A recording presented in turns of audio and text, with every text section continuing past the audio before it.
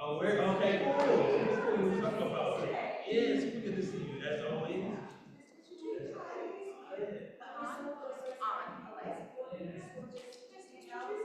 Yeah, y'all get to hang out for a little bit. What's going on? How you doing? Yeah, that's okay. Just making sure. Did y'all see that? That's hilarious. Really funny. What's the name?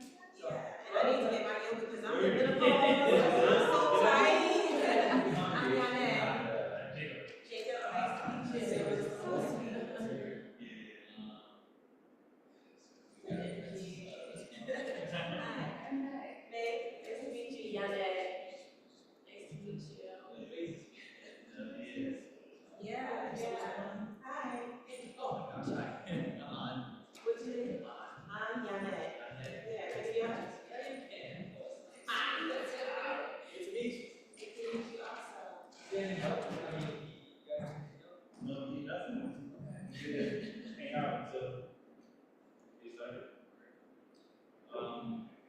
About to ask. So this is slide that you was just having when you. Are we still up?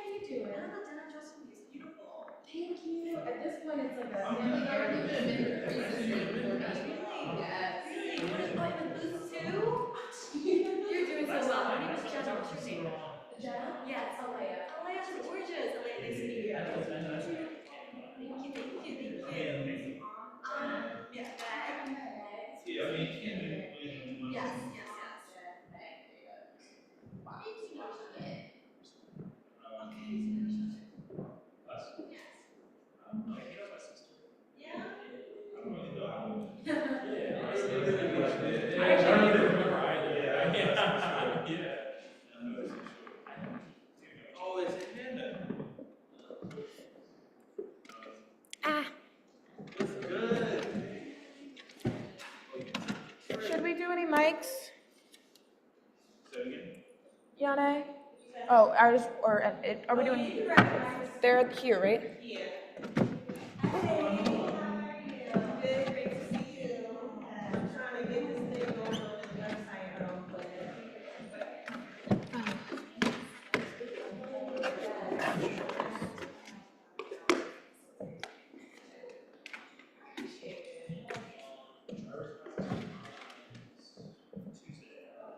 I'm good.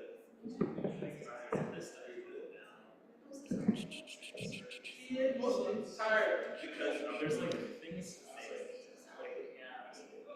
Maybe I should take another service. But there's like around here like crazy vacation. Saturday, I had a nutrition workout. One, two. So I think it's the big. Yeah, what kind of sleep? How you feel? Yeah.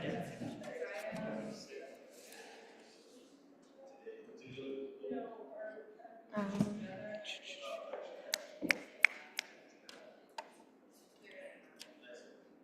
so.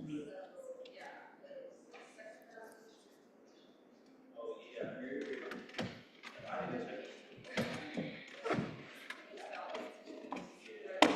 You know, that's a shame. That's really great.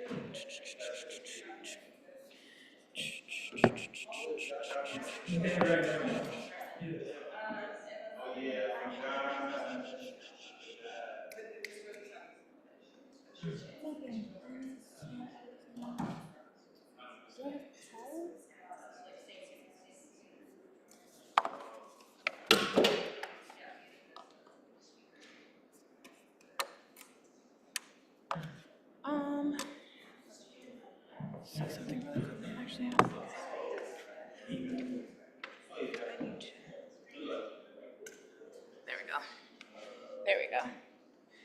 And there's that.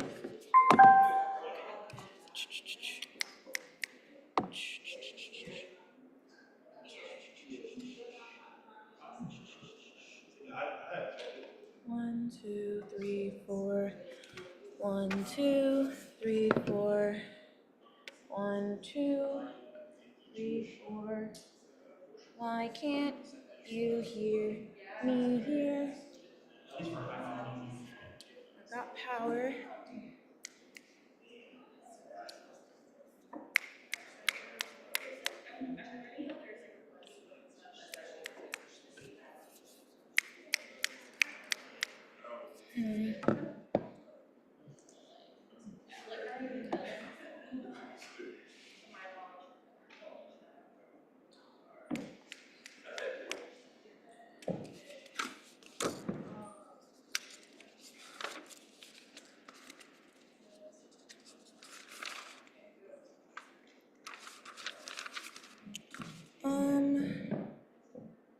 There's no longer loading.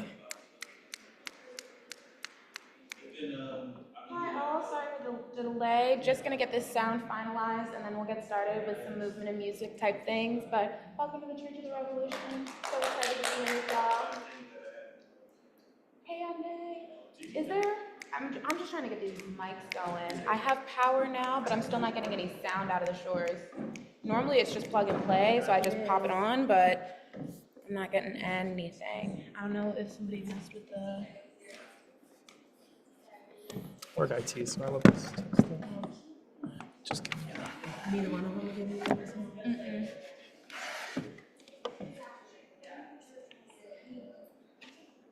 Let me see this one.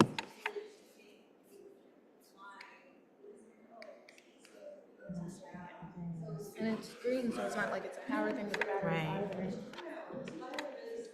What phone is this? And then I just put the Bluetooth mode on. I'm wondering, because I'm not sure which one of these that they normally sync to. Those are-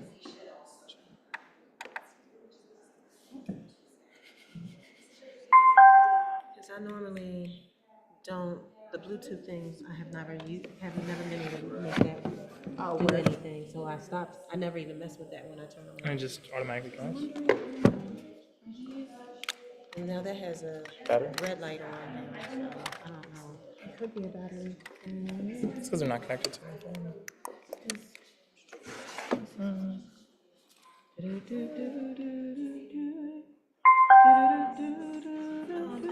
What are these power shorts? Okay, this is for the shores, I think.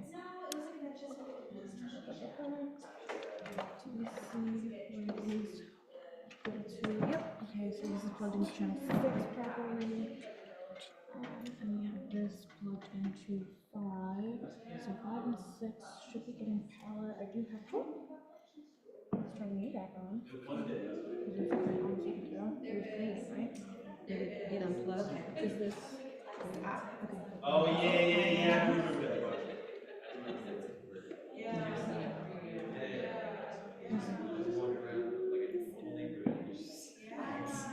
Ready.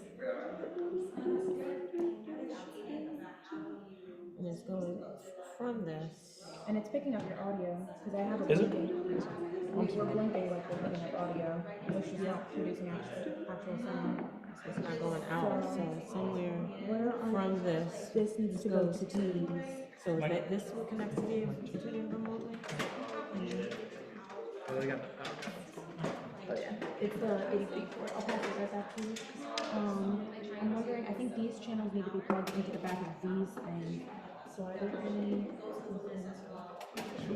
So sorry. Here. How's this go to? It's fine. Right, I think. And maybe they connect to each other.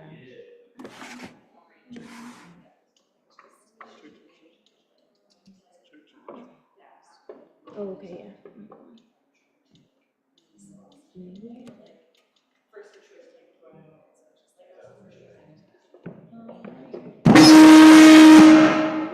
Low numbers. I'm sorry. Okay, hang on. Turn it down. So, wait, hang on. Okay. Can I get that cord back? I turned the power off. Turn it down. You turned, Turn she down. turned the power off. I turned the power off. Turn it down first, or it's gonna do the same thing. Yeah, I turned the power off. It's off. Yeah. But it's not yeah, working. yeah. What'd you say? The sound. If I the know. sound's still low, it's gonna do the same. Yeah, when we turn it on, but I don't even have the sound on. I'm just gonna get plugged in Seems first. fine. Yeah. And then we have. Ooh. These all down. Yeah. Okay. Where's the verbiage on? Because I think these are for the shore. Which other one? Because this is mic 1, I think. That came from the whole thing. Oh, that's the whole joint? I Okay. think so. So both of the mics probably. Oh, then does this need to be here or does this need to be plugged into the other one? I'm not sure. Let's just see if we can get some sound. And it might go to this, but like the Bluetooth, the main Bluetooth to each other. Yeah, I think it normally is just on from the service. Do you Yeah. have power on that? Yeah, yeah, we do. It's turned in.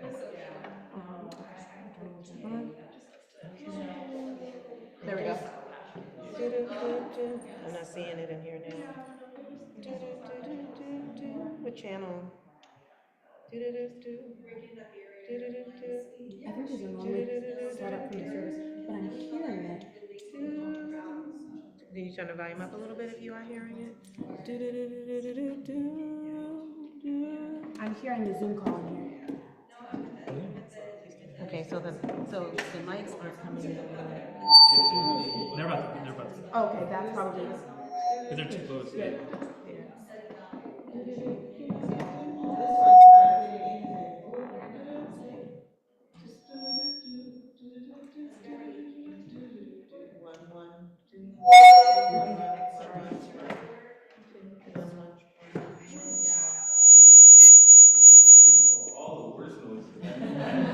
Combined. Ooh. See if it's like these. That's why I'm wondering.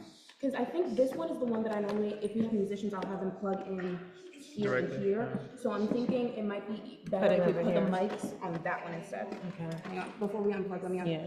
put the power off, and can we turn the power off on that one too? Yeah. No, you're good. This is just normally, it's normally set up for service, but they probably just need the power down or something. Thank you. Okay, and the power's back here. The volume's down. Yeah. Let's see what that's given. So let's see. Ta-dum, bum, bum, bum, bum, bum, bum, bum, bum, bum, bum, bum, bum, bum, bum. 1 2 1 2 1 2 1 2 1 1 2 1 2 1 1 2 1 2 I'm seeing the 1 audio 2 on the 1 short 2 dock, but I'm not seeing audio come out of Have you here. tried putting it? 1 1 2 1 2 I have not. 1 2 Might as Do you well. want, yeah, no. 1 2 We're gonna leave it 1 on. 2. Okay. It's probably won't do. Oh.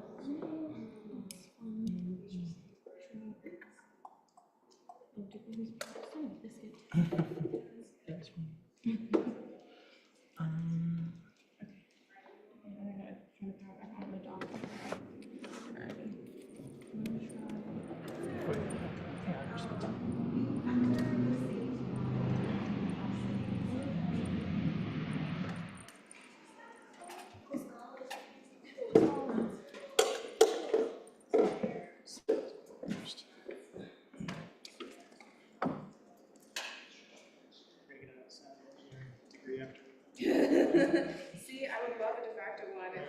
I feel like if I would have gotten it by osmosis, it'd be great by now. Make this a little easier. This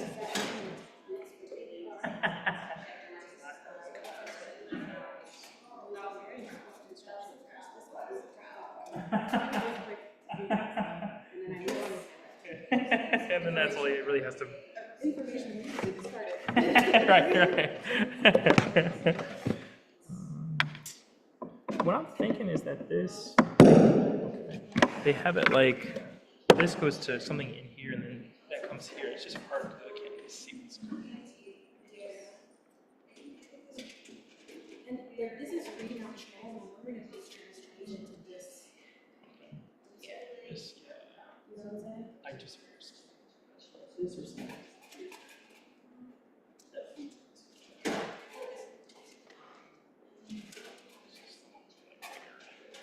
Strange.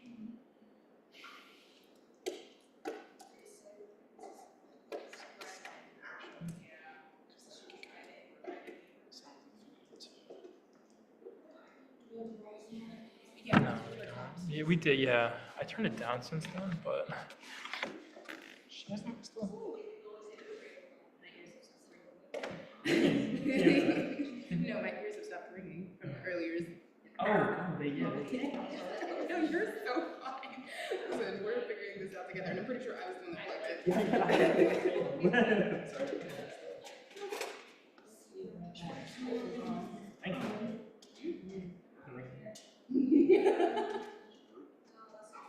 Put my eardrums out, try to get the sound working, you know.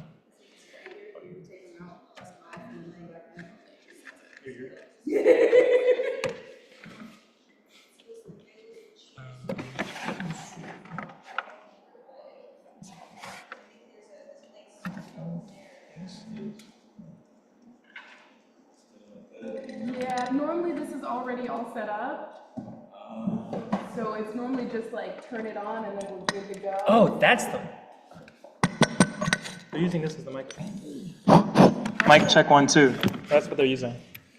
That's new, because we always use the Shores. Yeah, I know. What we could do, What is that plugged into? it's unplugged into this directly. So Where is it plugged into? yeah. Okay. And that's why we were getting background from the Zoom. Okay. Huh? Thank you. But that's what this cord is. Yeah. So we just need to figure out Mute this so we just need to figure out where the ends of the short cords are and plug this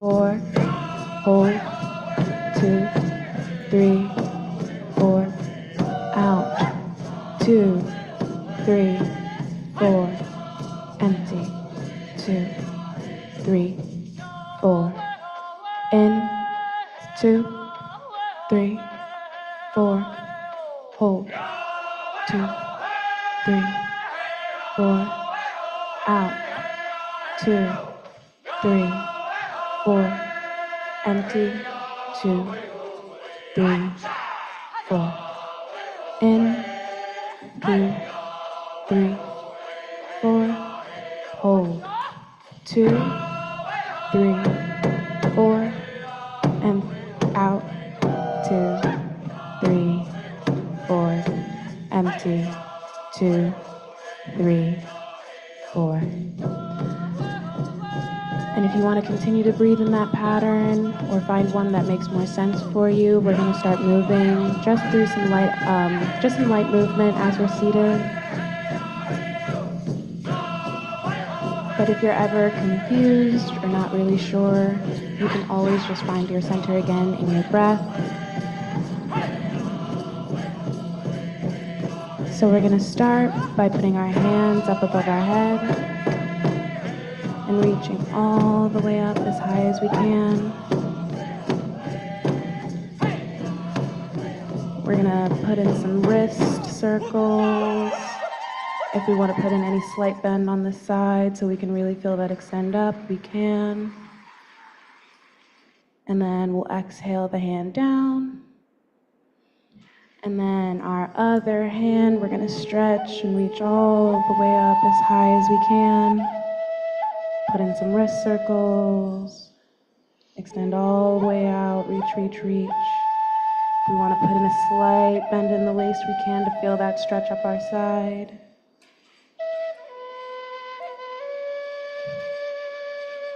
And release all the way down. I can't do this, so just listen to my voice. We're going to put both hands up. And we're going to reach, reach, reach, reach.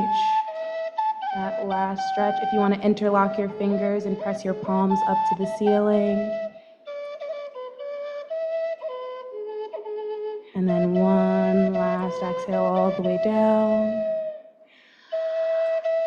And as we're down, we're going to move into some shoulder circles. Moving them backwards. Try to get a nice, good rotation.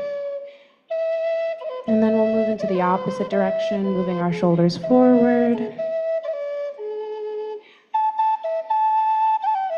And now that we've gotten our shoulders nice and loose, I want us to drop our chins down to our chest. And then we'll bring our left ear to our left shoulder. And just hold there for a moment. And then we'll bring our chin back down to our chest. And then our right ear to our right shoulder.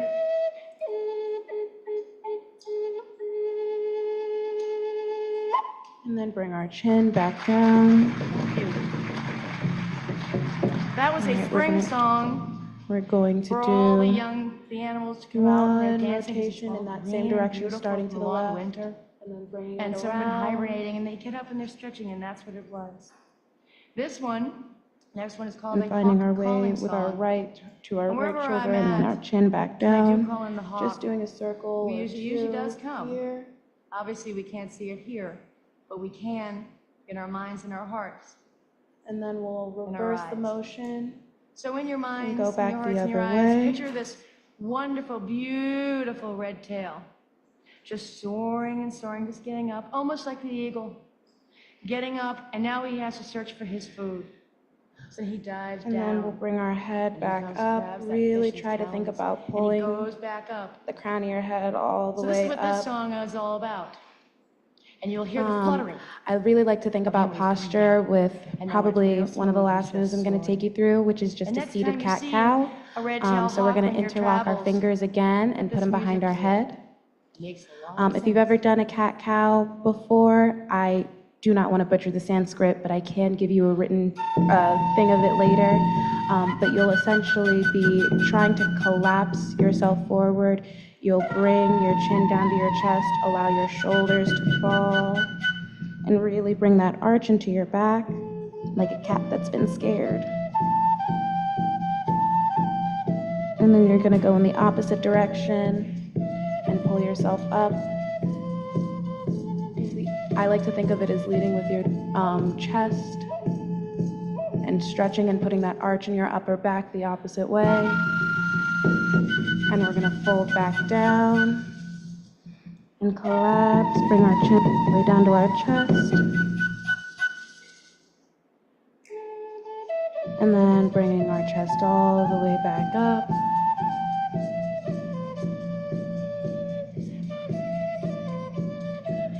And then I want us to get back to a neutral position, and we'll end this with just a nice forward fold, so you can let your hands drop all the way down to the floor and just let your torso fall flat. See if you can pull any of your ligaments down, just let yourself fold into your own lap. If you can touch the ground, rad. If not, don't worry about it.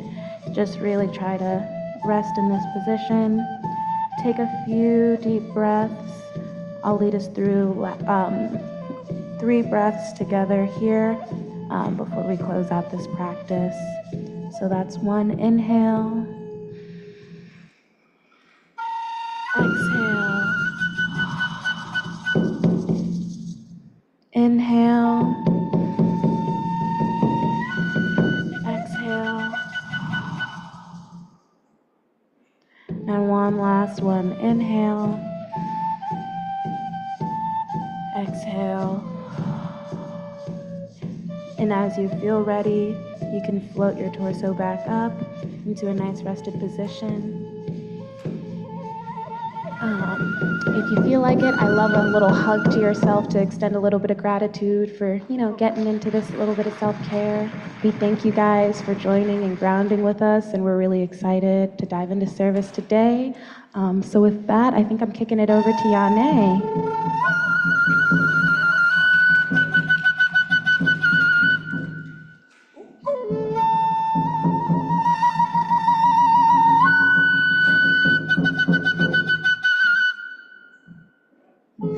Thank you.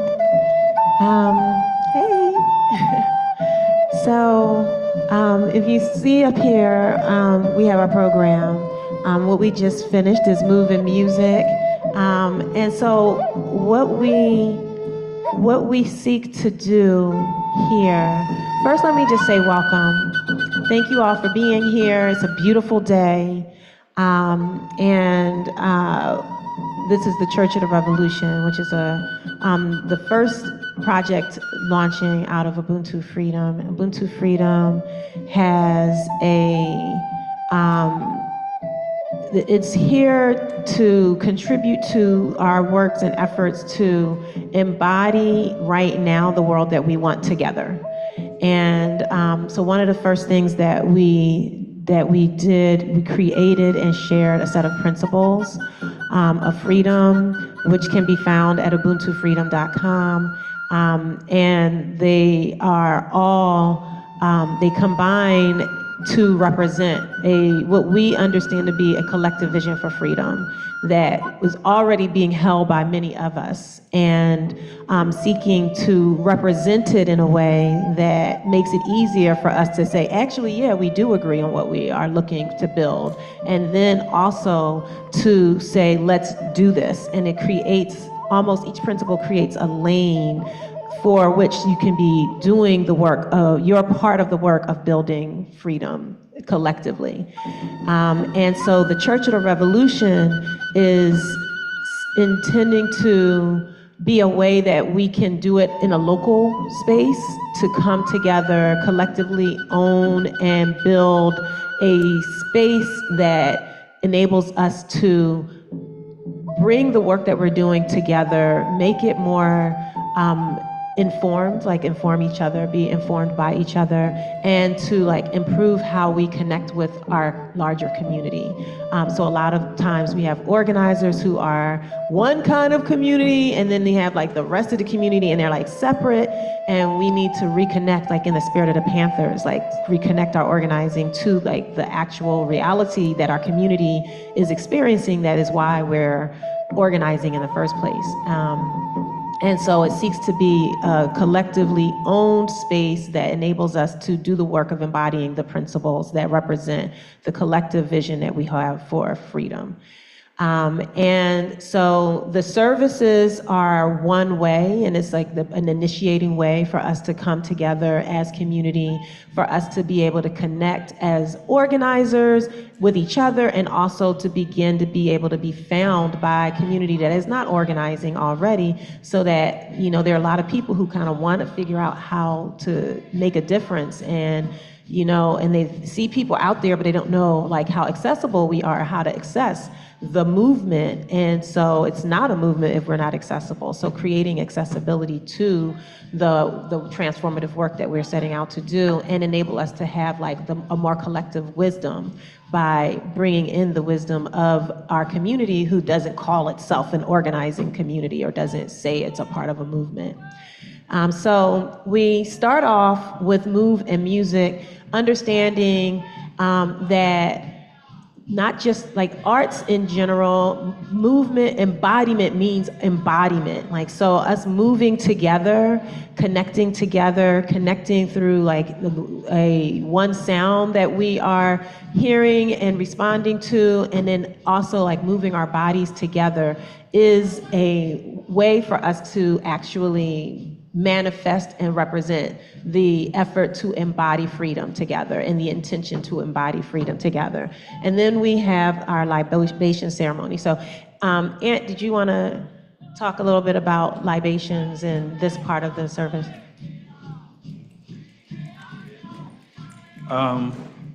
Yeah, I'm gonna do this pretty quickly. So this is mostly just to let everyone know that so part of the work that we are engaged in is coming out of the understanding that religious spaces are epicenters for movement, and we understand that we are currently, of course, in a meeting house. But as this is collective, we don't want people to misunderstand that the spirit, we are not sort of moving out of a hyper-centralized like spiritual practice, but more of so we are called together because we are pulling upon different spiritual practices. So libations is in the agenda, but it is in the agenda as what folks were inspired to sort of utilize to ground us, right? It is not the only form of grounding, which is kind of funny to have to say, considering that this is not the normalized way that people ground their spaces. But for example, in a hyper-Christian, Eurocentric society, you may ground your space much differently. And all of that's cool, right? However you ground your space is cool. We are just choosing this one, right? So whatever spiritual practice that you call upon to ground yourself while we are engaging in this, feel free to sort of embody yourself and place yourself there. This, of course, is coming out of centuries of West African practice, primarily associated with Yoruba practices in West Africa, but you can go back to Akan, and you can go back for long periods of time. And the process of what we are calling libations here is a very long indigenous practice of figuring out ways to connect the sort of ethereal, the sort of circular cycle of time, which many indigenous people sort of believed in. It's also very Eurocentric to understand time as very linear in fashion, in which the people that came before me are there, I am here, and I am going, and then the future will happen, right? And particularly for Akan people, they saw this as very circular. So the people that were here before me, they are here with me now, and I will eventually be with the people ahead of me. And we sort of move in a circular fashion. And libations is just the process to say, I am honoring who I am at this moment, that which came before me, and that which will come. And this has taken plenty of different processes and forms. So mostly to let y'all know that we have chosen libation, particularly as a group of folks that are primarily of African descent. But whichever practices that you feel comfortable with at this moment while we are grounding ourselves, feel free to channel while we are here. Make sense? Cool. So one of our principles is spirit guides our freedom. And so we recognize that people have various ways of, as Ant was just expressing, connecting with spirit and spirituality. And we want to be sure to make room and space for all forms of that, and to allow that whatever people's spiritual practices are, that they're able to be a part of that guidance that guides us towards our freedom. What we're going to do with this practice of libation, I don't know if y'all are able to see the plant, but we have a plant in here. So with the libation practice, what comes with that typically is the pouring of water to the earth. The earth is where life comes from, and the earth is where life returns. And so water, we have, so another of our principles is water is life's flow. And also, if you were watching what's been going on with the indigenous fights for freedom and around water with water protectors, water is life is a rally cry. It is a understanding and a statement within that space, in that movement space. And water isn't all life. And you can tell when things have lost life because they begin to become dehydrated ultimately. And so pouring the life that is water to the source of where life comes from and where life returns to is the practice of libation, and understanding that all of life is our ancestors, and so not just human life, but all of life that returns to the soil are our ancestors. It's a way that we connect to our ancestors. And so we call on ancestors and invite them to come into this space in order to hold us, to guide us, to inform us, to encourage us, to strengthen us, in order for us to be able to embody that liberation and freedom that we are committed to accomplishing. And so I want to invite you all to call upon your ancestors as I pour water. Can somebody stop the screen share on there?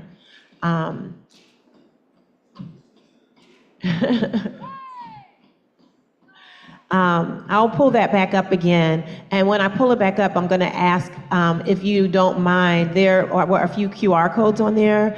One of them is a sign-in. So if you don't mind signing in and then letting us know, if we can let you know about like future things that we're doing, that will be awesome and great. But for now, I would like for us to call in our ancestors. So I'm going to start.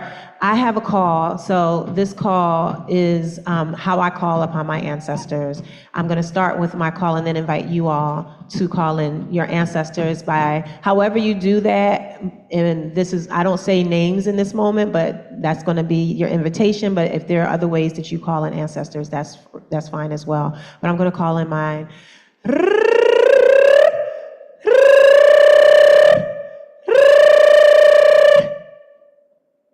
And I pour water and we say Ashe. And you may have another way of affirming, but Ashe is a part of the tradition that is connected to the libation practice that we are doing here. And I invite you to call in the names of your ancestors.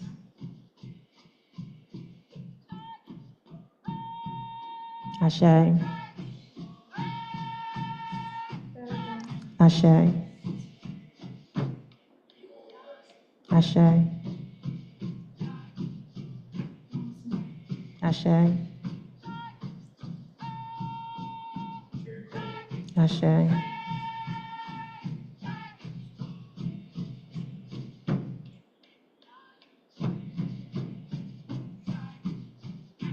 Ashe.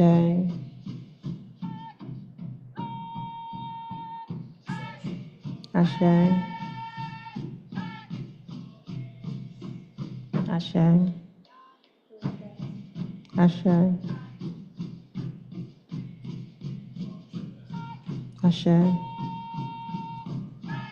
Ashe. Ashe. Ashe. Ashe.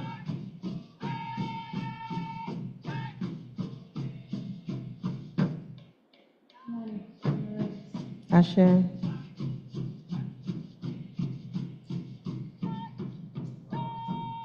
Ashe. And we call upon ancestors from the past and from the future, understanding that time is both not real and also circular. And so may we be good ancestors. We are good ancestors. May we be guided by our amazing, powerful ancestors. Ashe. Ashe. Ashe. Now we're going to take a moment just to invite people to connect with people that they haven't met yet. So we'll just take like a few minutes and just ask you all to say hi to each other. All right, thanks.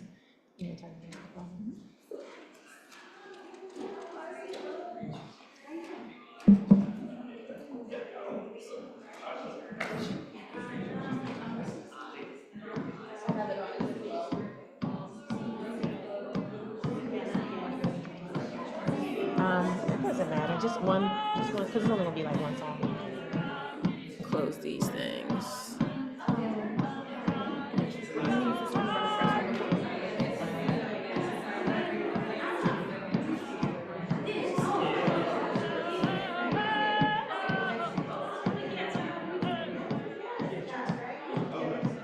Battery is low.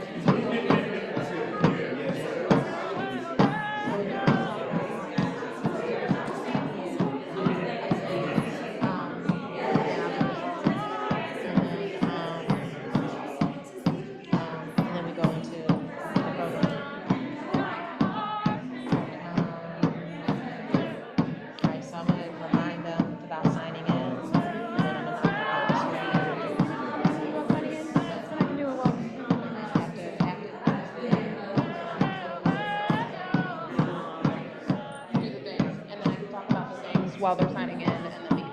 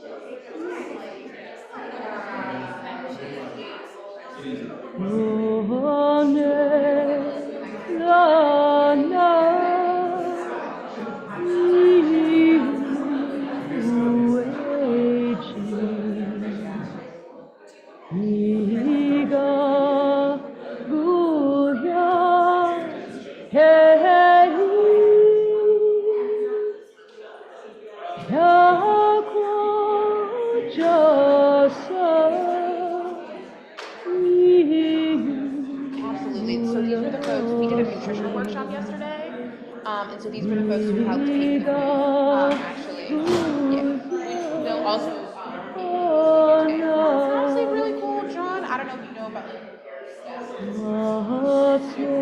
super important work. And so we know some of the folks who are in the project and figuring out how to plug in. You didn't know? Absolutely, yeah. I'll be bad. You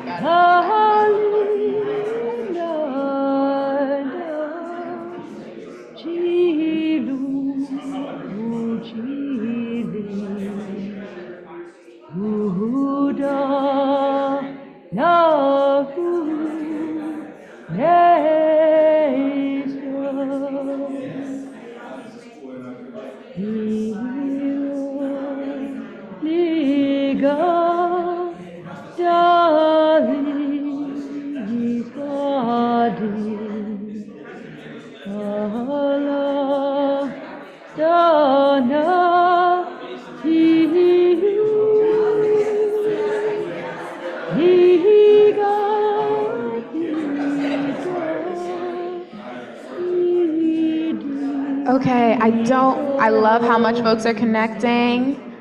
Take your time to wrap up your conversations. We're going to start moving into the next part of the program.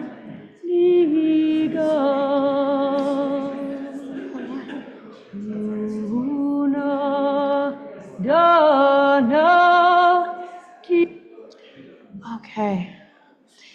Thank you.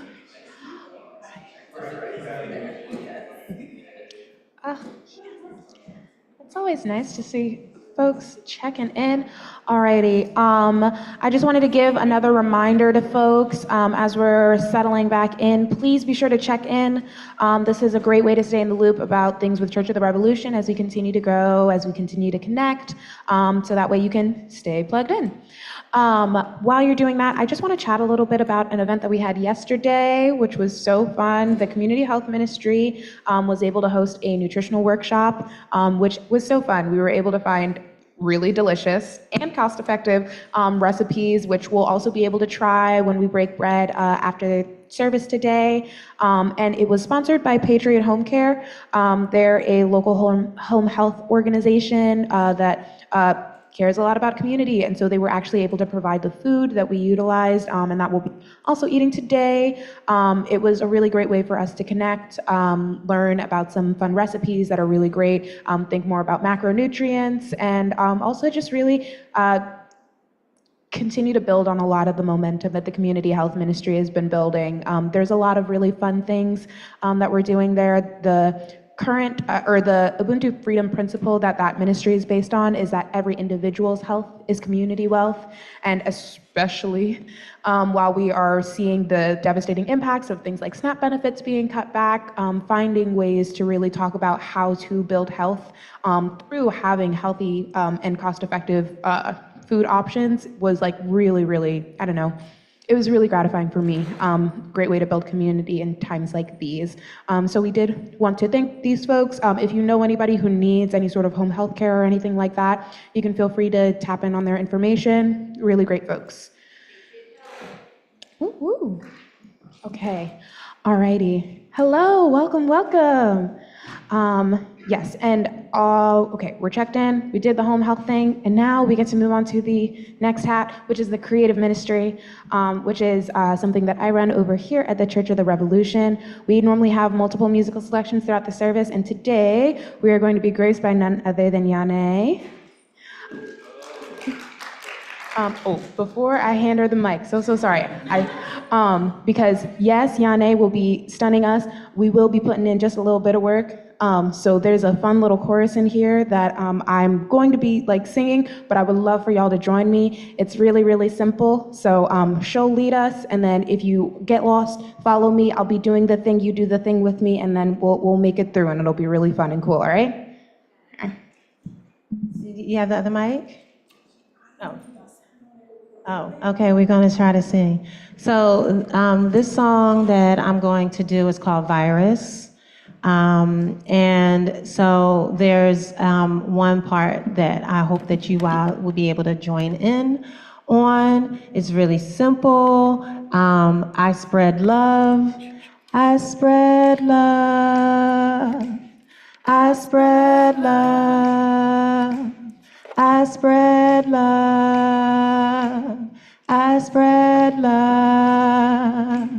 I spread love. I spread love. I spread love.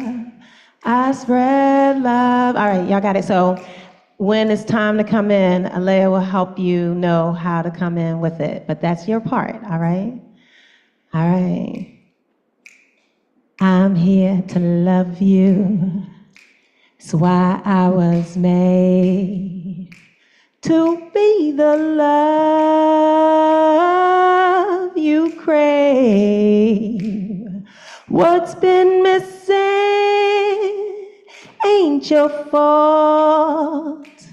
And now I'm here to infect your heart. Contagious, join up, let's spread love. I'm a love virus, I'm a love virus, infectious, cascading love. I'm a love virus, I'm a love virus. Look at your heart, love spells every part. I'm here to love you, and I do indeed. I'll bring the love you need. Yesterday don't matter, the only time is now. We can heal the world, let me show you how. Contagious, join up, let's spread love. I'm a love virus, I'm a love virus, infectious, cascading love. I'm a love virus, I'm a love virus. Look at your heart, love filled every part. Sing this with me, sing love, love, love, love, love, love, love, love, filled every part. Sing it with me, won't you say love, love, love, love, love, love, love, love, filled every part. I'm here to love you, and I do indeed. I'll bring the love you need. Yesterday don't matter, the only time is now. I can heal the world with you. Join me now, now, now. Contagious, join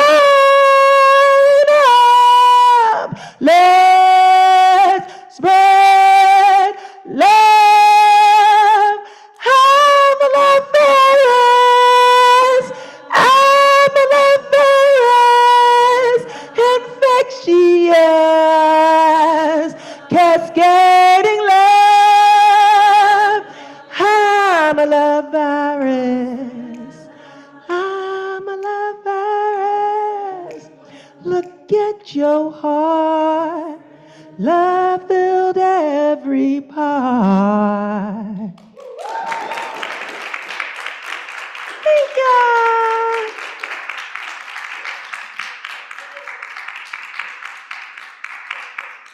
right, I'm handing it over to Ant. I'm going to pull up the screen share. That was crazy. All right, y'all. So we are going to get into this part. Parallel to this will be like a sermon in church. So this is the primary content area. We're going to jump in. So today we are channeling one of the Ubuntu freedom principles, and that one is housing is sacred. Land and housing as sacred space is what we are talking about today. And unfortunately, of course, there is no shortage domestically, nationally, or internationally. There's no shortage of concerns around land and the practices in which we have to engage with when talking about that. So we are going to look through two videos that are primarily discussing the connection between domestic concerns with land and national and international concerns with land.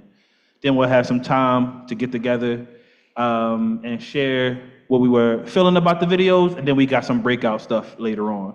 But for right now, we can start with the videos.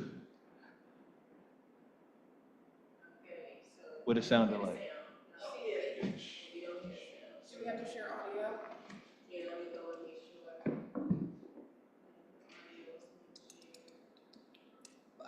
It was the other mic that was giving us that audio earlier, right? Let's see. Is the audio shared on your end, Yane? Is the sound? Oh, make sure the volume is up on the TV. Give me just 1 second. Pardon? Thank you so much, Jacob. Thank you. Like a goose. Thank you so much, Jacob. Thank you. Like a goose.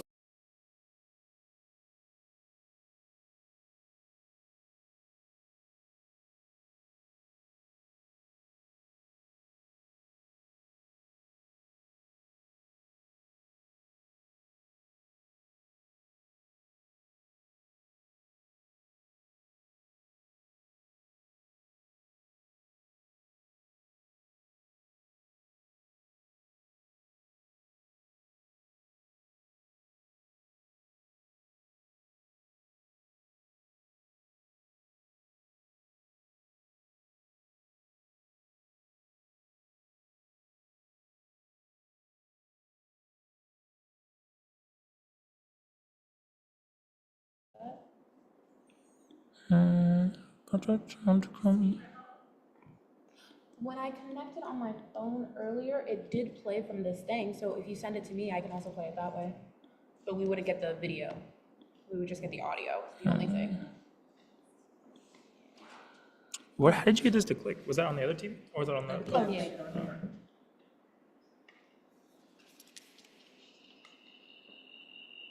Well, what if we silence and mute this and then play the audio out of this? Because we have you muted, but this is playing.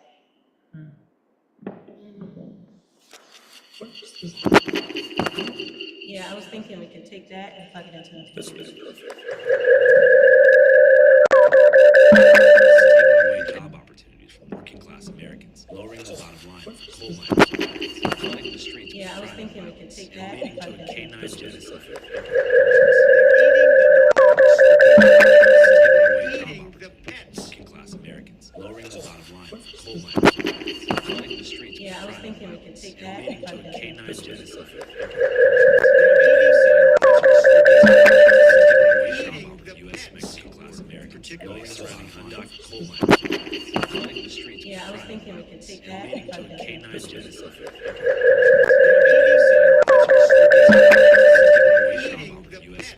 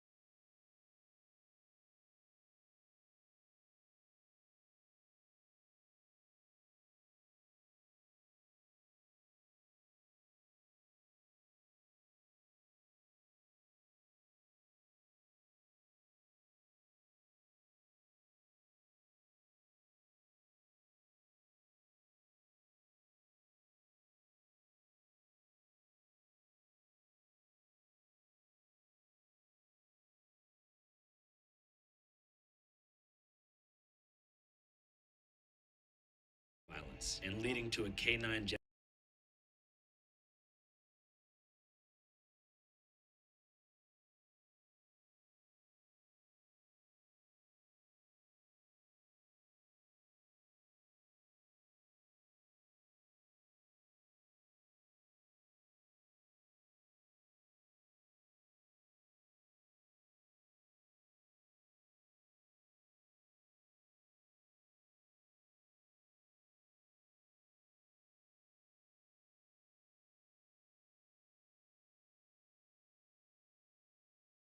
Tennessee, but 800,000 Americans have moved to the country of Mexico in the past 4 years, and almost nowhere is their presence felt more than in Mexico's capital. You see graffiti like this that says "Fuera Gringo," which means "Get out, Gringo." Much like the current situation in our border, if done right, this will Tennessee, but 800,000 Americans have moved to the country of Mexico in the past 4 years, and almost nowhere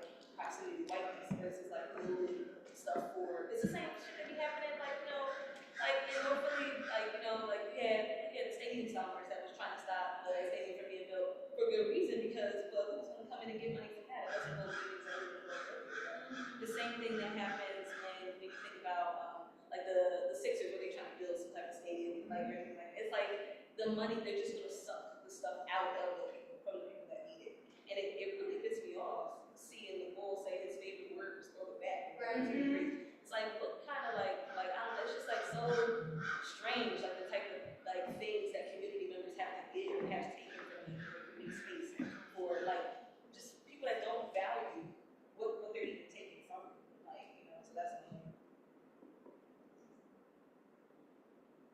Anybody else? If you want the mic.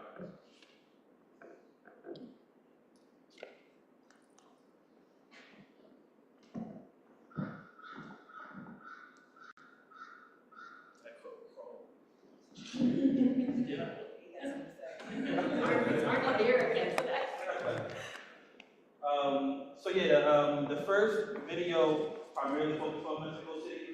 The second video, of course, focused on Hawaii. And the third video was sort of contribution from Asada Shakur around community building. And in the first two videos, there was a lot of commonality, right? So maybe at this point, think less about the particular place that they were talking about and look at the trends. Right? We're looking at trends of exploitation. We're looking at trends of accumulation for certain groups of people, and the immediate underdevelopment of one side. Right? So there is, regardless of, because in one of the videos, he identified that many times gentrification is not done sort of initially in a malicious way, right? But the question of if it's malicious or not sort of comes secondary. So what is the relationship that is being occurred in the circumstance, right?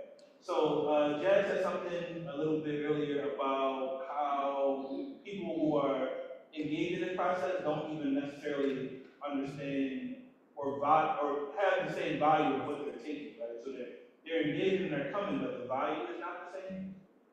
So first question really is talking about what do we understand as values and understandings of land in general, right? So we could talk a little bit about, at this moment, I'll just identify many indigenous peoples, right, had understandings of land that literally could not translate to what European people were trying to instill, right? The contractual agreement around land ownership, there was not a one-to-one parallel, right? So indigenous people were essentially attempting to utilize contractual agreements that were completely outside of their value system. You literally could not own, conceptually in the framework, it was impossible. You couldn't own land, right? So the way that they understood land was a lot different. And in many, in African sort of indigenous societies, free communal is primarily coming out of sort of familiar systems, right? So land is passed through family and things of that nature, but family is heavily ingrained into the community, right? So even when you talk about family, it is really difficult when you say this is my family's land, and you mean that in a way that alienates me from the community, right? When you say my family's land, you mean this is literally people with my last name, like land, and it's not yours. Versus like, my family is a part of this community, right? This is my family's land. So even understandings of what family and community is, values are different. So if anybody has any understandings of what land and community looks like outside of this current paradigm, if anybody wanted to share that, or any stories or understandings of what land and community should look like.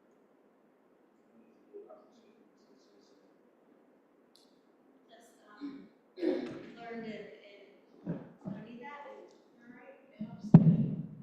On Zoom, yeah. I just have learned in recent years, maybe lots of people know this and I just didn't, the beginnings of humans, there was obviously no land ownership and people had different roles in their community, what they did to help everybody survive, and when there wasn't enough food, or they had kind of used a certain area, they would move. And it wasn't until they discovered that like you could plant something and then keep growing more of it, you could like you could keep animals in captivity, so then you didn't have to move, you could do that. And then that led to excess, which led to private ownership. Like without excess, when everybody just had what they needed and didn't take more, it worked. But it's this excess and hoarding and that, you know, really is like the thing that breaks apart a community. So that's not, I don't know how we get back to that. Like we can't undo, you know, obviously we just can't undo everything, but like that principle of just, we just have what we need. Everybody has what they need and everybody has a role in it and nobody tries to amass everything. Like it just seems so basic and so simple. Like how do we, what does that look like now?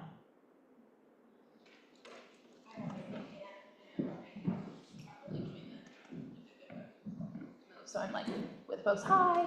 I think the first thing popped into my head when you were raising the question was like just my understanding of land back movements and really trying to reclaim that idea of like what Indigenous people did. Rather than having land ownership, they had land stewardship. And really being one with the land and what it means to actually steward over land, to have a healthy relationship with it, to know how to work it, to know what it needs, and to have that kind of reciprocal relationship. And then that just made me think about a lot of like my own experience. I know as I've been, you know, as I was doing, getting into a lot of grassroots organizing work was when I was getting into a lot of like personal healing work and gardening. I love being a plant parent. I'm thinking about my tomatoes right now, you know? And so figuring out how to grow something from the land, it is a very particularly spiritual experience, which is why I actually appreciate having this conversation in the context of Church of the Revolution. Like we were just talking about water being life's flow and how things come from the earth and must return to it. And so like even when we have like systems in place that force us into excess or amassing and these like really strict binaries or these really strict like hierarchies, I'll say, where we are trying to control things, the inherent nature and like the inherent like divinity of that like relationship and the way that we connect to it still finds a way that I think is really, really beautiful. And knowing that we still have connection to the practices that we did to get back to those roots, didn't mean to, is important. I'm never mad at a dad joke. Yeah, peace out, Austin. I think to your question around like how do we get back, I think it's like, at least for me, in my understanding, there's a partial thing of like certain things to get back to and also certain things to move forward. Because I think the excess isn't inherently bad. I think it gets utilized in a negative way.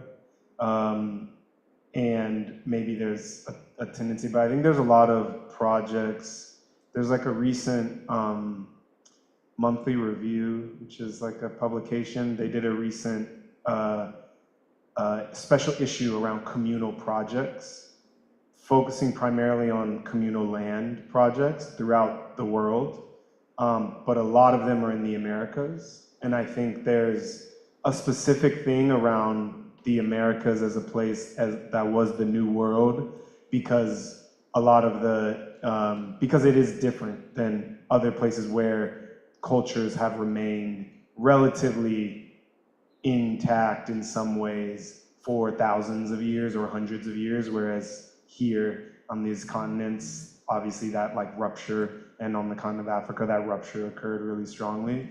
But I think that I feel like part of it is like, how do we divorce ourselves from this system that incentivizes us against being together, against communal practices at every turn, in like a real way that doesn't just rely on like us to constantly be fighting every single day? Because if you're fighting and you're trying to build the new thing, you have to do a little bit of that always, but like hopefully you're not every single day both fighting and trying to build. So it's like, how do we establish some layer of protection to be able to build a new thing, because I think like the financial pressures, the political pressures, the other things around land is really hard, and if we're kind of trying to play both the communal or building this alternative, and we're trying to, pay your interest rates on your mortgage or property taxes on your house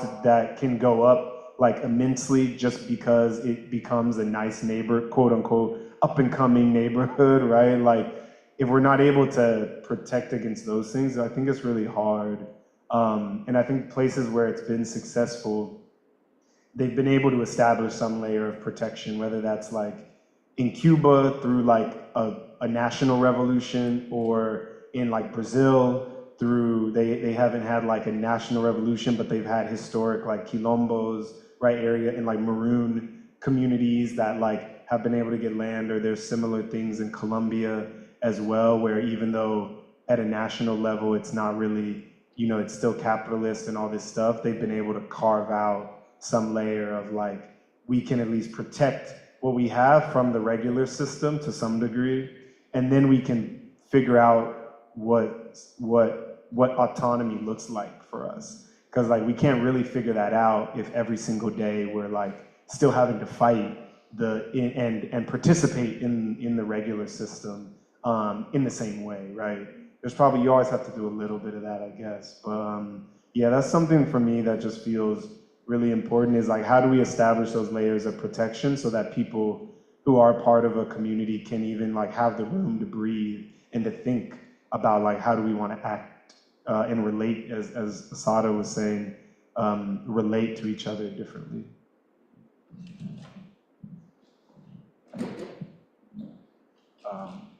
Yeah, so I just want to identify before I move into the next question that some of the groundwork that I hear talking about, like, what is our perception of, like, what even is, like, sacred housing? Like, in order to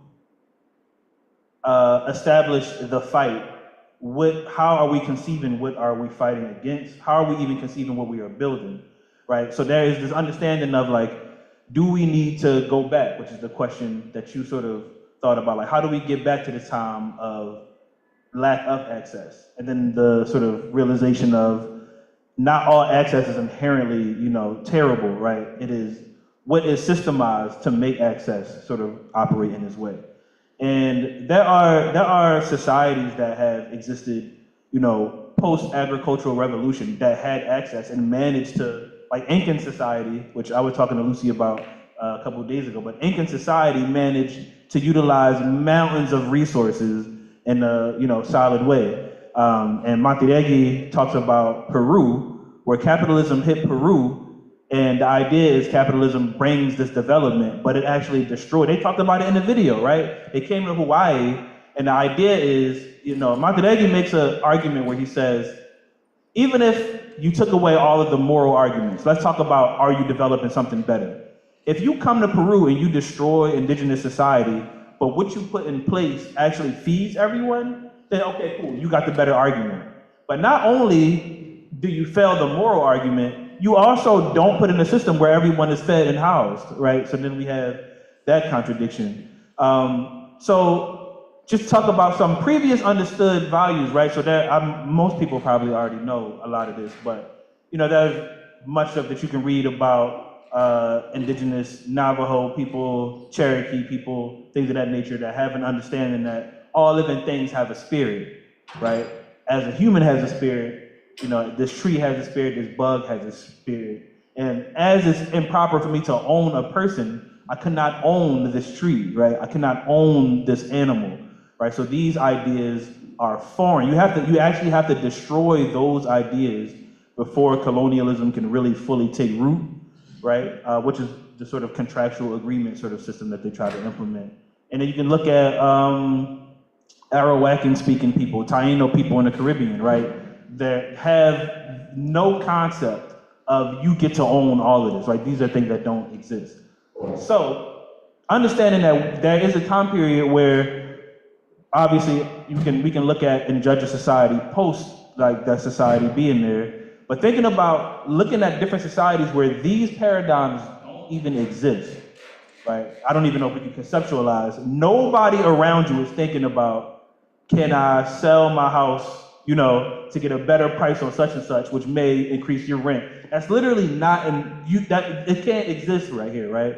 So thinking about that reality, how do we make terms with how people sort of in our neighborhoods, maybe in our families, if we work in structures, if we work in schools, things of that nature, how are people thinking about land and housing that y'all are sort of witnessing? What is the common understanding of how land, housing, community space should work? What are y'all seeing? What are y'all hearing?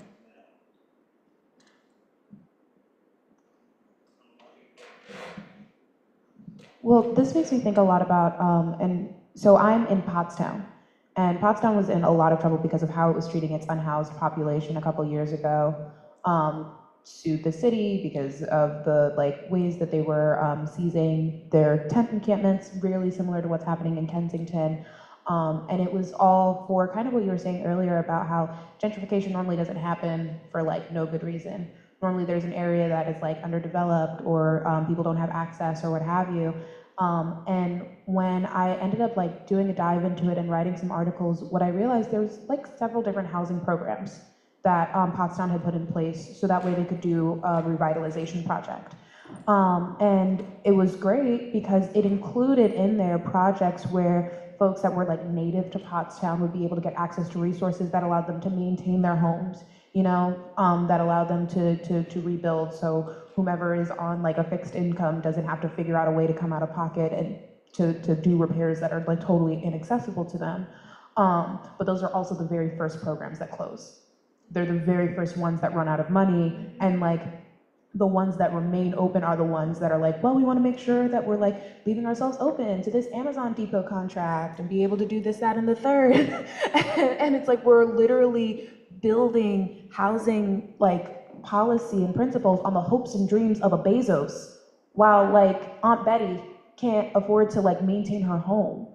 And so it's about that continued cycle of exploitation and how we are still prioritizing profit over people in the here and now so that we can continue the cycle of pushing people out and extracting more and more wealth. And it's so sad to say, so sad to see, especially when you think about Pottstown is also a place where you're seeing a lot of different units being contracted by those corporate real estate, all of the things, so that way different remote workers can pop. It's just awful. And it's continued extraction.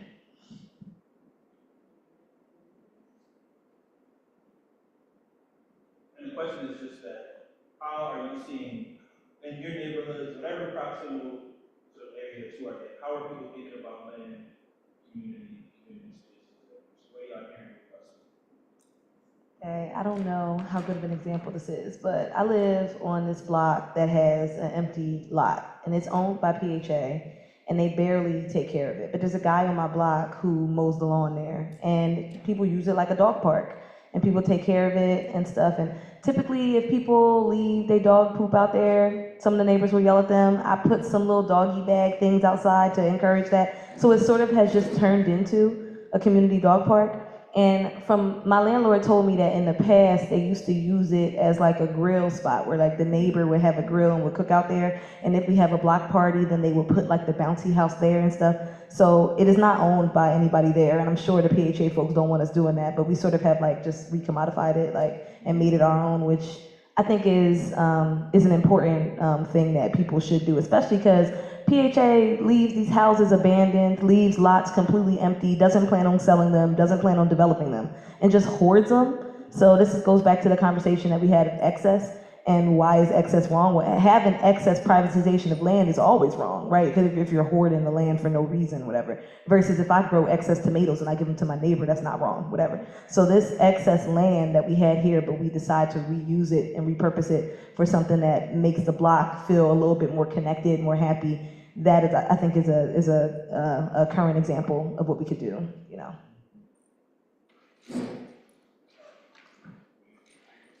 Just a quick plug for a book called Takeover that was just published by the Poor People's Army, and it's being distributed through AK Press. So it's about taking over homes that are owned by HUD and aren't being used for anything, that still, if they're still habitable, maybe not legally, but, you know, somebody can live there and you can hook up water and electricity and they can be warm and they can be safe. So that's not solving the bigger problem, but it's at least like what you're saying, like in the interim, here's something that this can make this community better. We're just gonna take it and use it, you know?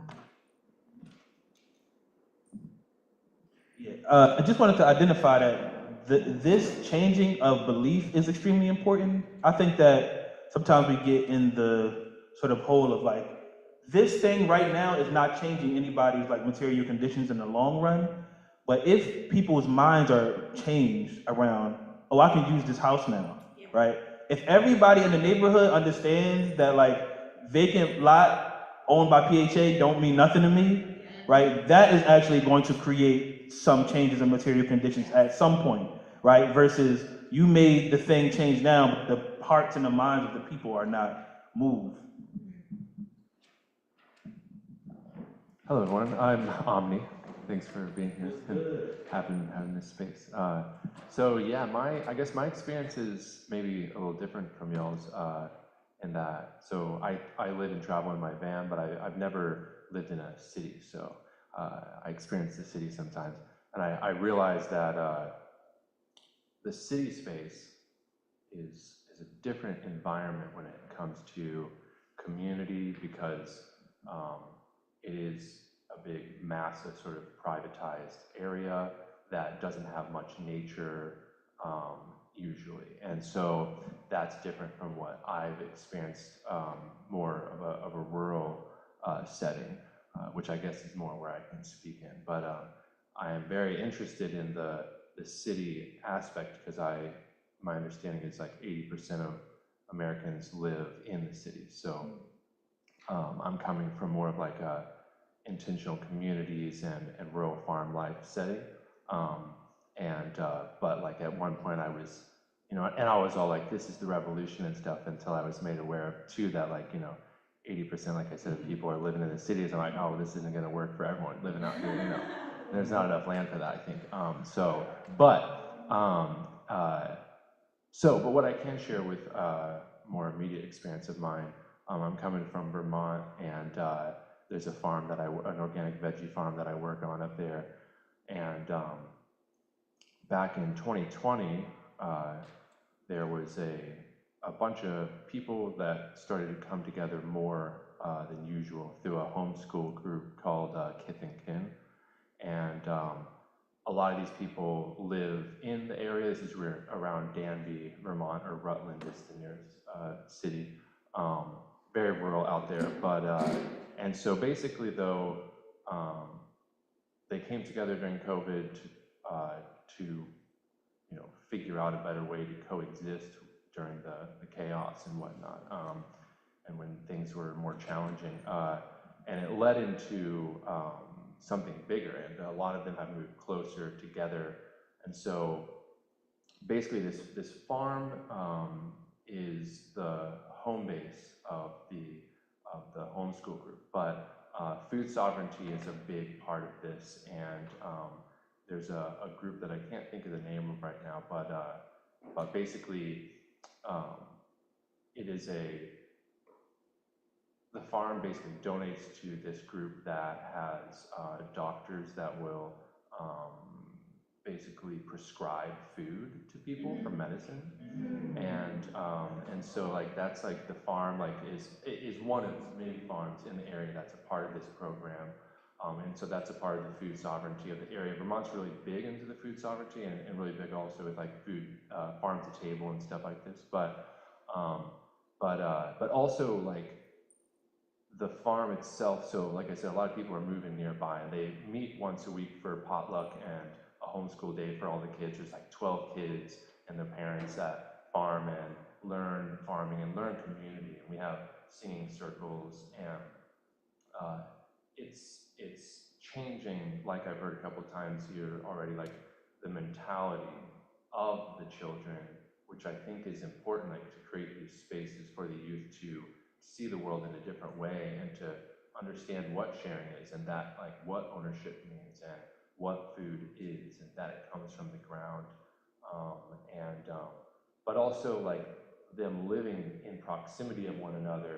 A lot of them are into like making their own clothes, canning and hunting, and I guess trying to understand what it means, which I think is a big part of the land back movement too, is like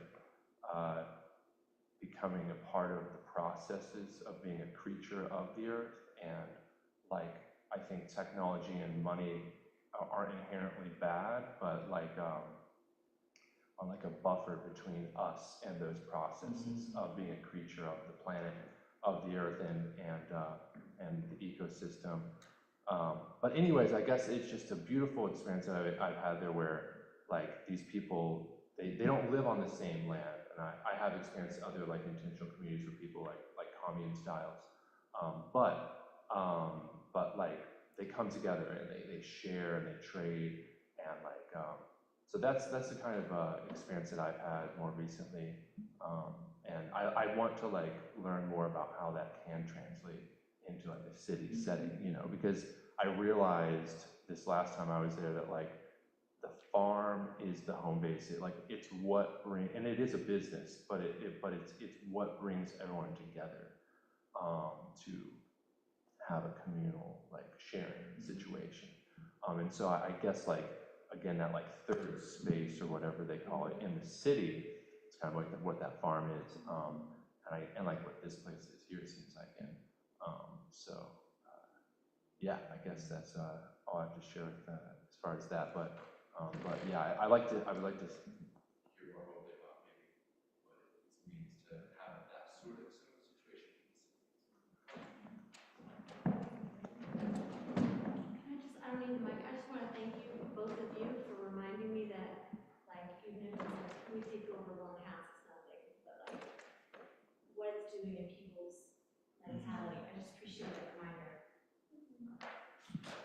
Yeah, and we going to these last two questions, and this part, the thing I'm about to talk about is, because that is what's happening on the opposite end, is that they are shifting. The reason why we brought up indigenous practices and spiritual forms is that those existed, and then those got decimated, right?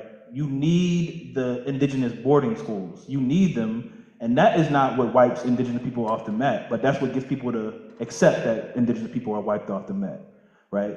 You will not see on a regular basis indigenous people dressed in indigenous wear because they are wearing the same thing that we are wearing, which makes you in your mind normalize indigenous people don't act or wear or do things like this, you know?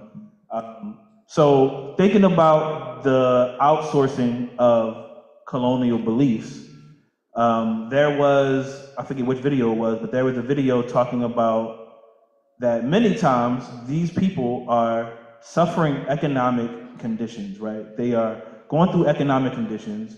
They finally find a job that lets them work from home. Of course, this is in the COVID context when, in Mexico City, yeah, you kind of low-key, like that could have been a lifesaver getting a work from home job, right?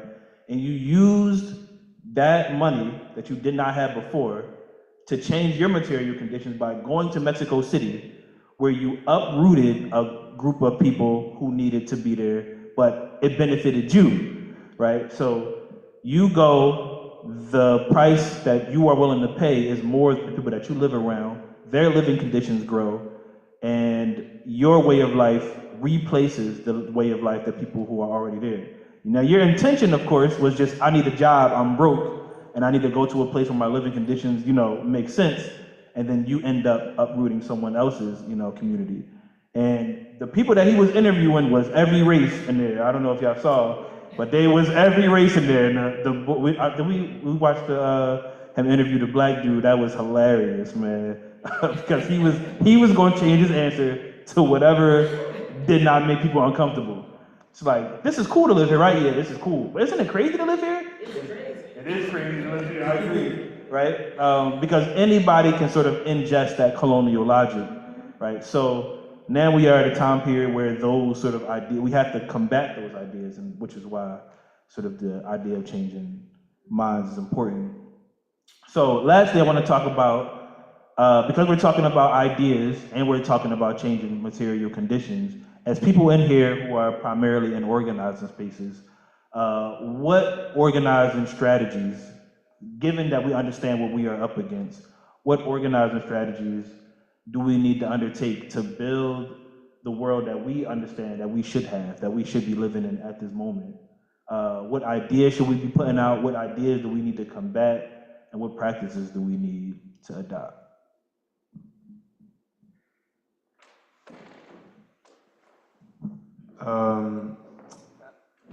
I think one thing that comes to mind is thinking about this, with your point around the difference between the city and the rural advisor, because in my day job I work with a lot of farmers.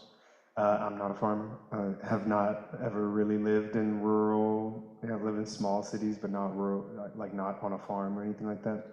And I think that there's a need to like have more diverse strategies that are all working in the same direction. So we're deciding that we need to move towards a thing, but that doesn't mean everybody needs to do the exact same thing, because we're all facing different conditions, but we need to be agreed upon the thing that we are, to your point before, Ant, the thing that we are fighting, and the general thing that we are fighting for as well, right? But that means for you in a rural context, that is not gonna be the same, and we can't be saying, no, you shouldn't be doing that. And it's like, no, you should be doing that, because that's what the fight makes sense in your place, but it can't undermine what's happening in the city, right? And it can't contradict what's happening here, or what's happening in this neighborhood can't contradict what's happening in that neighborhood, but they don't have to be the same thing.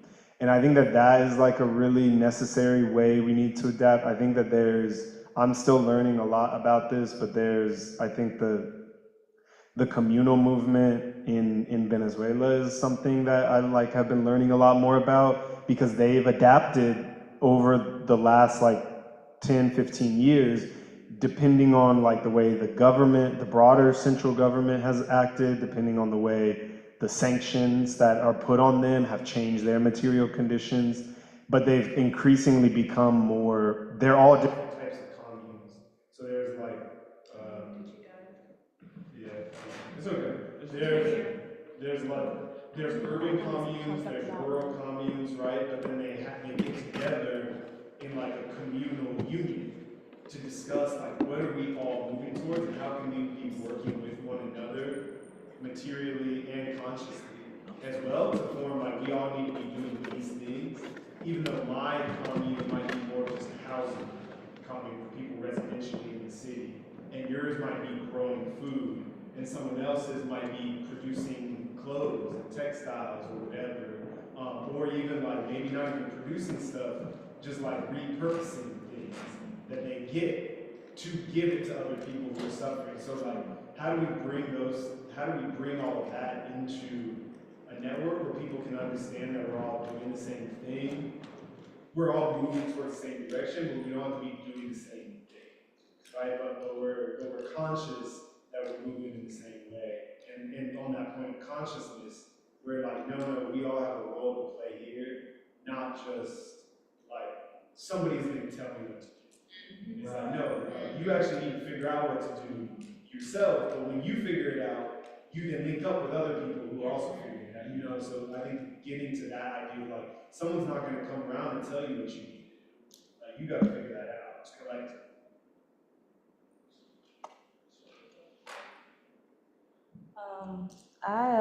I was thinking about the importance of making sure that people's material conditions are good before they learn, and the dichotomy of political education and political analysis, and then literally just stuff that people need, and making sure, because people can't really fathom having a different political consciousness if they are literally poor and broke and struggling and hungry and don't have any clothes, need a shower, whatever. And I think that there's a lot of political orgs that have a really good intention about moving people toward a higher political consciousness, but just aren't prioritizing providing stuff for people. So I think that the things that you were talking about were all the things that I'm thinking about in terms of like building, like making sure that people have their material needs met. Like, are they clothed? Do they have a shower? Do they have food that they need? Like, and then there's multiple ways to get food. Like, there's people maybe like we were talking about. I think you mentioned something about occupying a grocery store or something. That's a different way to get food, that, like what you were talking about. And then like maybe the fact that there's a huge homeless population in a lot of urban and city spaces, but nowhere for nobody to take a shower, and not enough public bathrooms in certain places, like so nobody can even use the bathroom or even do whatever like that. Like making sure that we are equally like trying to educate as we are trying to provide, like, or else I feel like the knowledge won't stick if somebody is really needy, you know, so. Yeah, I align with that. A lot of that is like the core of this project is around like when we were talking about the principles and like them representing like what you were talking about, like where did we go, but also like the different ways that we may be able to move to get there. And that understanding, I think, is why we put so much time and spend so much time developing them, because that clarity of where we're trying to go is super important. But also like putting into them like the importance of like the embodiment of them. But I think that the core idea of like, I don't know, what I envision when I think about like the growth of this project is us being able to do something like pick a small area of Philadelphia and like through our coalition building, take that area that welcomes us and support that community in building full sovereignty, some small area. And then like doing that in another area or expanding on that area, but like identifying like a community that's ready for that and partnering with them with our skills, our resources, our relationships in order to enable them to completely disconnect from this structure and to show a model of that where people can see how possible it is. Like when I went to Standing Rock, I had imagined a place where you don't use money and you know everyone takes care and they play their different roles. But being there, I was able to actually see it, and I was able to like, now people couldn't tell me this isn't real, this isn't possible, because I was able to see it as in a real life. So like being able to collectively embody an alternative, and that's kind of like what I was hearing with you. But like to me, I think part of that is also the relationship, the relationship building beyond that space and doing it for more than itself as well. So like I also spent a lot of time up in Vermont. I actually think we might know some people. I actually know somebody recently was telling me about doctors like that were prescribing nutrition, and I think it might have been, do you know Nadahe by any chance? I think it might have been Brooke, who's a nurse whose partner is in Zahe's, but I work with a lot of farmers, and I don't know what part of rural Vermont you were in, but I work with Rural Vermont, the organization as well. I don't know if you know Molly and Tom with Black Dirt Farm or Wheelock Mountain Farm, and I feel like Emily Purdy was talking to me about some things. Anyway, some of that sort of stuff. But we're talking about how do we like build connections between like Vermont and the clean air and the clean water and the clean soil and the food that can be grown with that, and like a city like Philadelphia, and like potentially like a neighborhood where we could like start with like funneling food through a community. And like one of the principles is food is freedom, and the food when you remember we were just talking about the Sankara quote, he who feeds you controls you. So if we are able to like disconnect people from the control of a system that is also like creating like a particular way of thinking and understanding things, and be able to let them know that if you don't align with this thinking, you can actually still have a good life. Because I feel like that's where it all boils down to your point. Can I have a good life? Like not even like, can I survive? Like that's always, like, a lot of times what it kind of gets boiled down to is like, can I just survive? But like, can I actually have a good life? Can I be happy? Can I enjoy my life if I don't pursue a path up the ladder of this current system within this paradigm? And I think for me, it's on us to enable people to have some confidence that they can have a good life and enjoy it and eat good food and not have to be scared. Like, what if I end up with cancer? What if I have, a lung ailment? And am I going to be able to survive that, right? Like, that we have the responsibility to work together with as many members of our community as we can inspire to join with us, or who may be doing things that we can inspire us to actually figure out how to enable a person to feel whole and feel safe and have their needs met and accomplish being joyful. And we can't do that without land.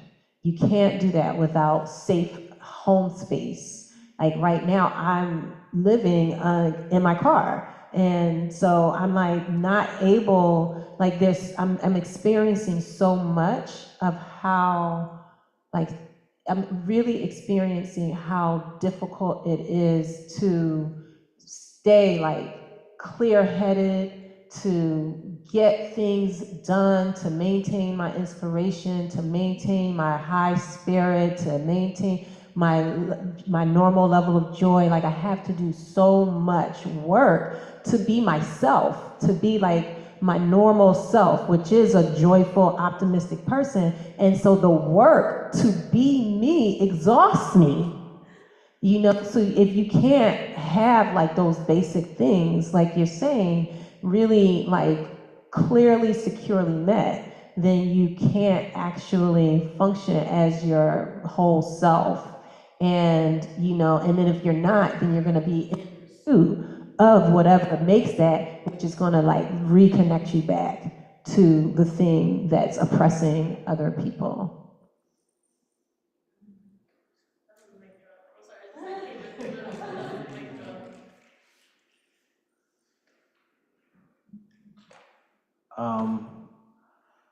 Yeah, so we might be in the last hour already. We are. About that time to go get something to eat. You heard?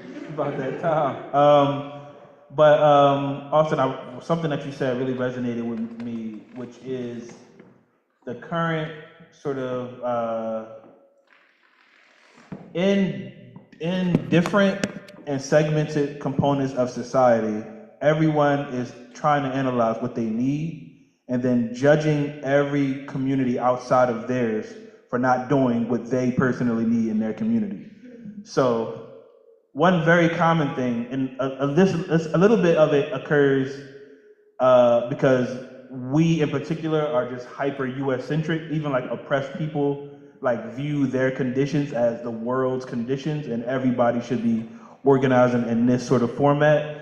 And the way that people understand how to fight for land or food or housing all functions out of like, well, this is how I would do it in my neighborhood, and you're not doing it the way that I would do it in my neighborhood, so your organizing is incorrect and inauthentic and useless, right? Which really creates all of these sort of segmented forms of isolated work, which if your work is so isolated, it doesn't matter how successful it is, it has a lifeline, a very limited lifeline.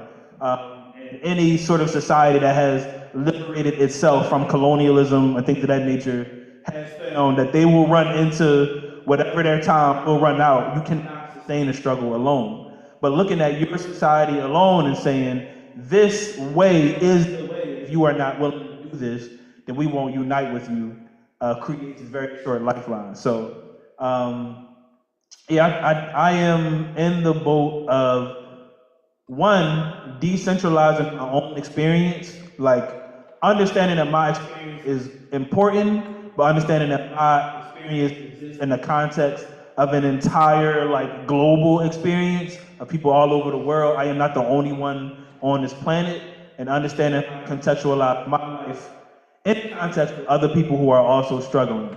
And I think that that is not easy. I mean, that's a thing that you could say sort of from a analytical point, but when you're hungry, it's like, I'm hungry, you know? Like, I'm the one that's hungry.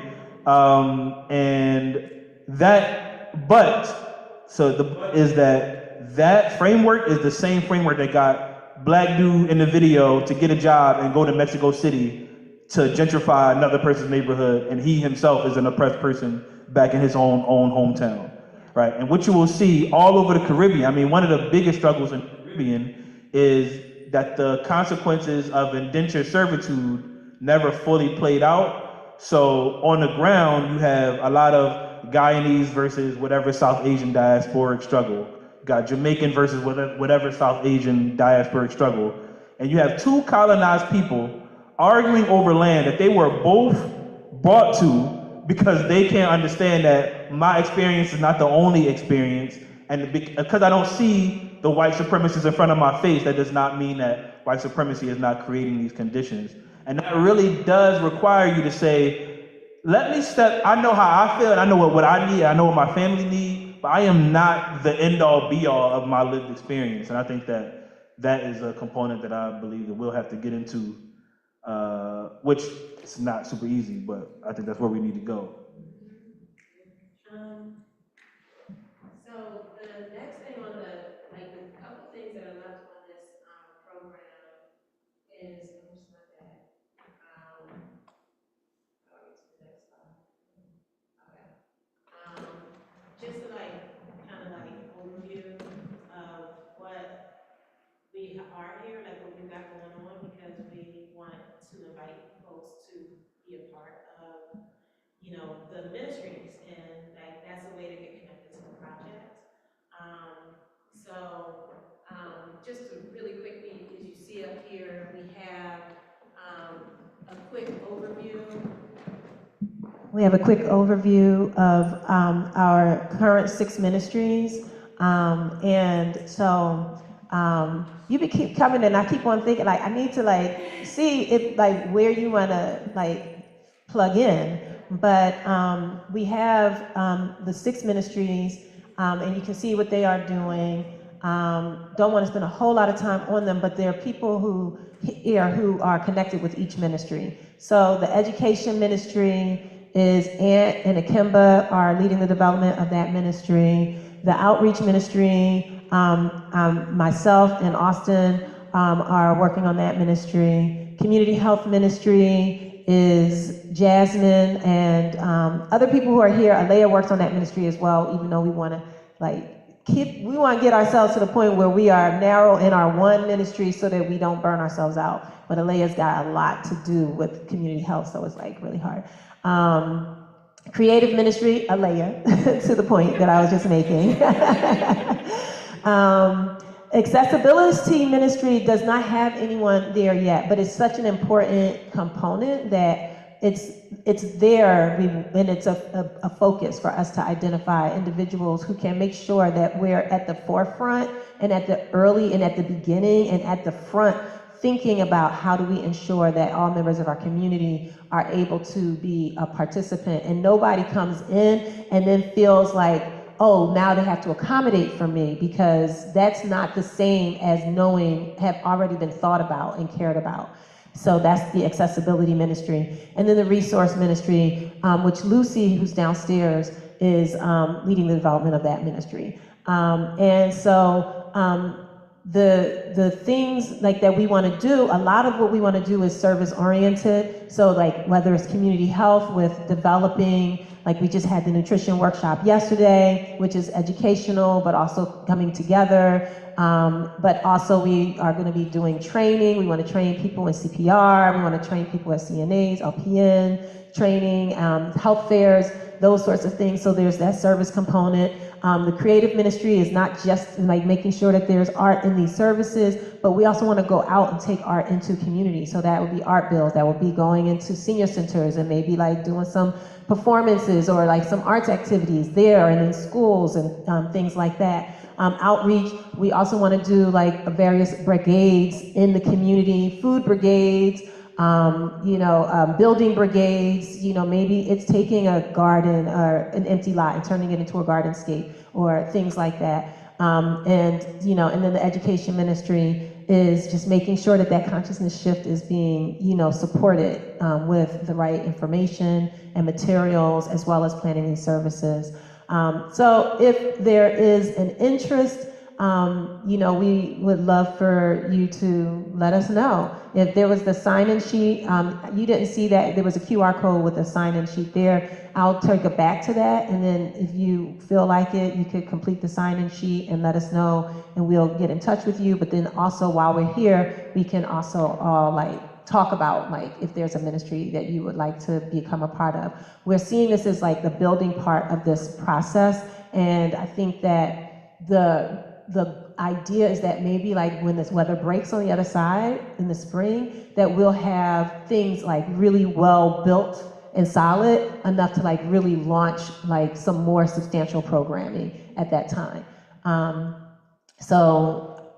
Before we go downstairs, we have one more creative offering from the extraordinarily talented blessing that is Alea. So I'm going to invite Alea to come on. I'm going to pull that up for you really quickly in case she'll do that, and then take it back so we can have you on the video.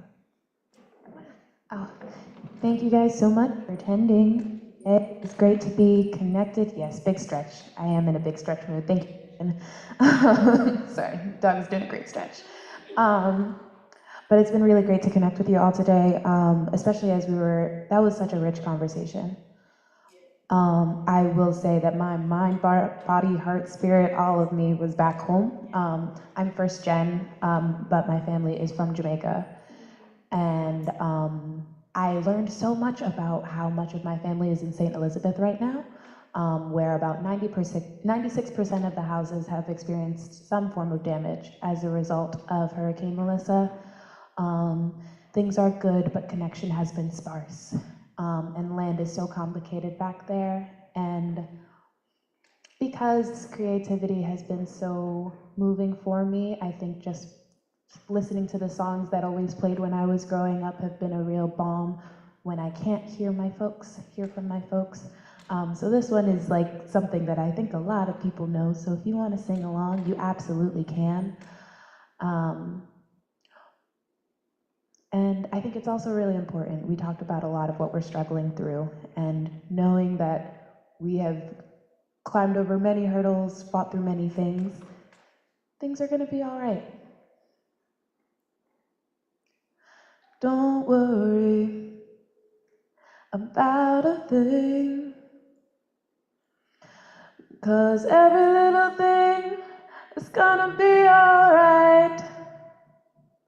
Me tell you, don't worry about a thing,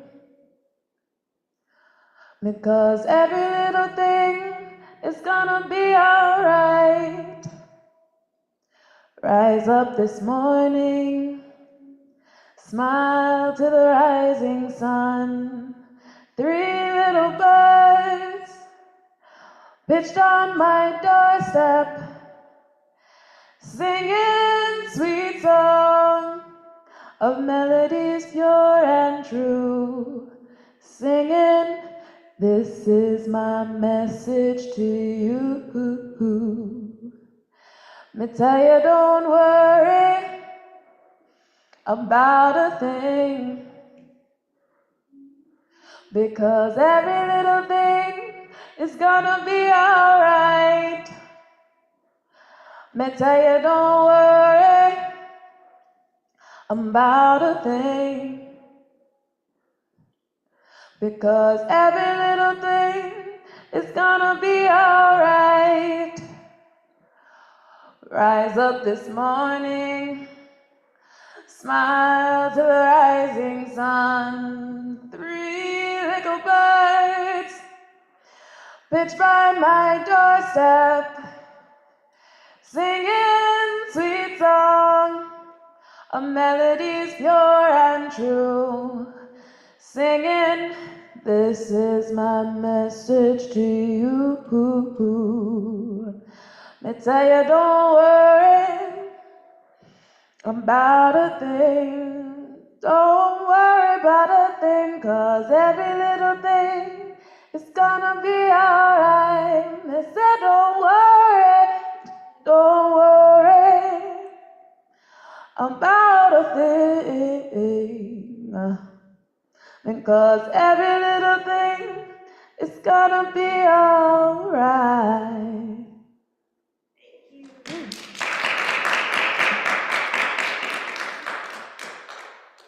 And with that, let's eat.